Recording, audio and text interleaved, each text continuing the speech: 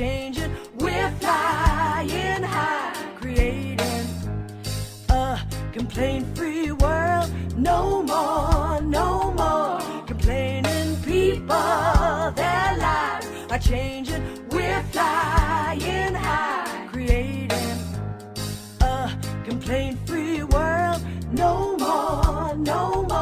All right. So, what we want to talk about is this concept of anger. Now, I grew up in, first and foremost, an extremely angry family. And I've shared that with you many times. Tina says she doesn't like controlling people. That's upsetting to her. Janelle says people with poor work ethics who expect the same results as those who work hard. I totally get it. Christelle, I want to read all your comments before I get into how anger is making you stupid. Colleagues who take advantage of sick leave and other kind of leave so they don't have to come to work. So many people come up with excuses for a COVID test to get 3 days off work. Okay, that's Christelle. Christelle, is that right? Says that? Great. Well, as many of you all know, I grew up in a family where anger was a serious issue. How does anger get rooted in a family?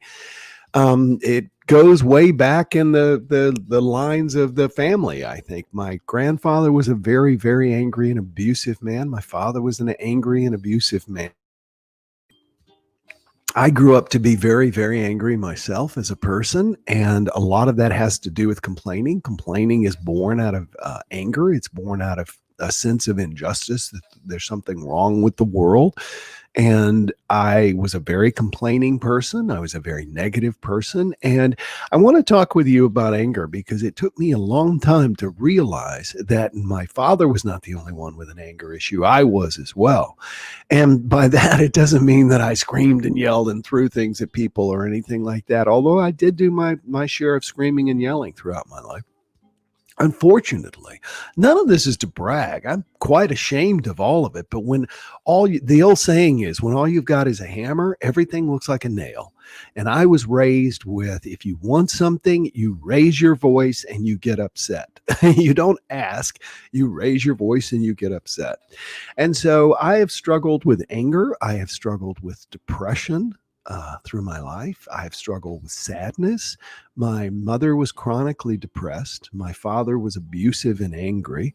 And I want you to understand something that in my, latter, it hasn't been that long ago, a decade or so, I began to realize that anger was bothering me, and that even though I had gotten a control on my anger, my aggressive anger, by the way, there's different types of anger, and there's aggressive, there's passive aggressive, etc.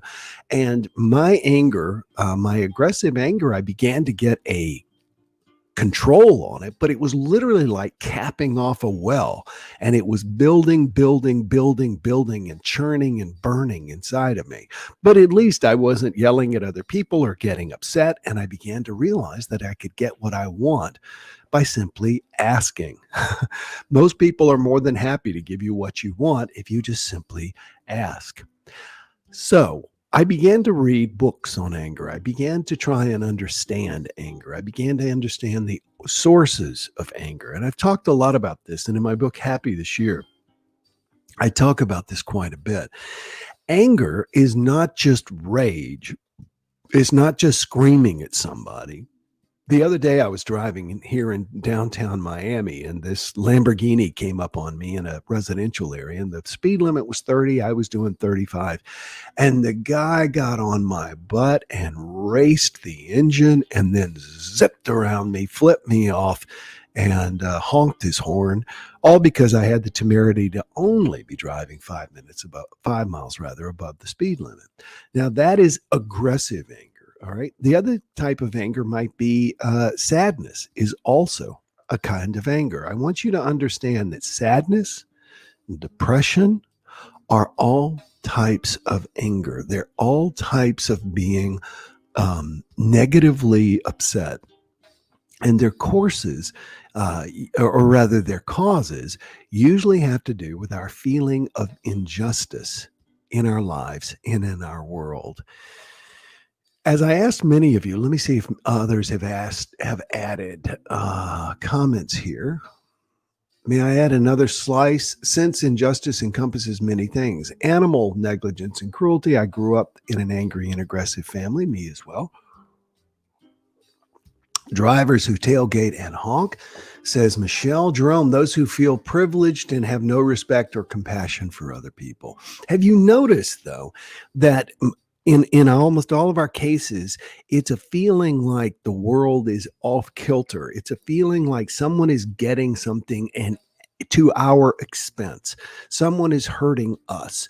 Someone is doing this to us. It is when we internalize it that it becomes damaging for us. The study I read the other day talked about how anger actually makes you stupid. And I have found this to be true. I'm going to give you some personal examples here. But when you are angry, they did all these studies, and what they did was through various means, they made people angry. And as a result, then they gave them tests of memory, they gave them tests of creativity, they gave them tests of problem solving. And the more angry the person was, the poorer they did on every single one of these. Why? Because we go into fight or flight mode. And when we go into fight or flight mode, the brain basically gets starved of oxygen. And we then begin to focus on the problems that we are perceiving, and we don't see the potential solutions. We don't see the potential solutions. Let me give you a personal example. About, 10 years ago, a little more than that. I was going to, my wife at the time and I were going to Jamaica for 10 days. And obviously I needed to take my wallet. It had my driver's license. It had money in it. It had my debit cards, which was how I was going to pay for everything once I got there. And so my wallet was extremely important. So we were going to leave like on a Tuesday, and it was Monday, and I was packing. I had the suitcase full, and then I went looking for my wallet. Couldn't find my wallet. And the more I couldn't find my wallet, the more upset I became that I couldn't find my wallet. And the more that I just like this.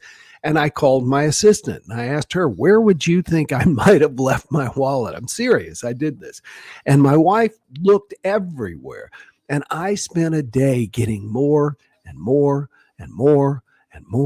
upset because I couldn't find my wallet. Finally, I decided to grab, I was going to just kind of straighten up the bedroom, grab this pair of jeans that had been lying right there on the bed, a foot in front of me while I was searching all day. You got it. My wallet was in the back pocket. It was right there the whole time. But because I was upset, I didn't see it. We talk a lot. One of the reasons that I started the daily meditations was so many of you say that you struggle with anxiety. We all do. Anxiety is also a form of anger. Try and distinguish the emotion of anger, and what you'll find, the feeling of anger, is that anger feels very much like depression. It feels very much like sadness, and it feels very much like anxiety. The vibrations are a little more intense in some cases, and sadness, it can be just kind of like a dull feeling, and anxiety, it can feel more like a crisis feeling, but nonetheless, it's all there. And all of this is keeping you from finding the solutions in your life. Just like my wallet, they're probably sitting right there in front of you, waiting for you to discover, but you're anxious and you're upset and you're depressed. One of the things I wanted to recommend, and it's extremely difficult right now, this is historic, doesn't begin to describe what we're going through in this country and in this world today because of the second impeachment of a U.S. president within 13 months. Of course, the pandemic, et cetera. It's very easy to be anxious and upset. So what I want to recommend for you is that you begin to, number one, notice that your anger and your anxiety and your depression, etc., and your sadness, those are all made worse by focusing on what is going wrong. The quickest way to get out of anger, sadness, depression, etc. And it's the hardest thing to do because our minds get mired in this muck. I often think about the tar baby and the old Brer Rabbit when the punches the tar baby and gets stuck in it. And that's exactly what happens. We strike out at our own uncomfortable and angry feelings. And then what we do is we find out we're adding fuel to them.